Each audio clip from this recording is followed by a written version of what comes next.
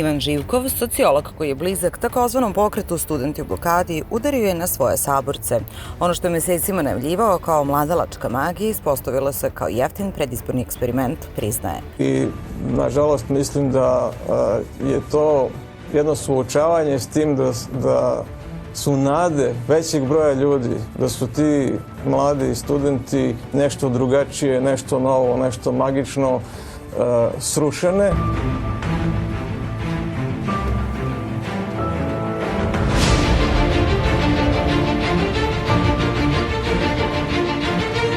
Studentski pokret je očigledno ušao u fazu svog političkog profilisanja.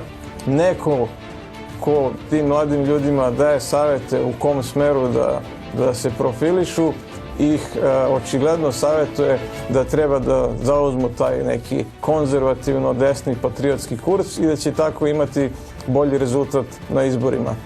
Mislite da ovo nije autentičan studentski stav, nego, kako ste vi rekli, neko ko ih savjetuje?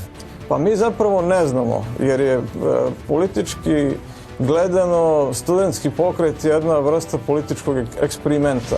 Tako nešto ne postoji u demokratskim državama. Nigde studenti ne učestvuju na izborima, pogotovo ne na takav način da se ne zna ni ko su im predstavnici, ni koje su im procedure odlučivanja. Mi ne znamo ko je odabrao te govornike za skup u Kraljevu. Ima indicija da je to neki lokalni plenum i da je to iznenadilo? Ima indicija, ali ne znamo ko je.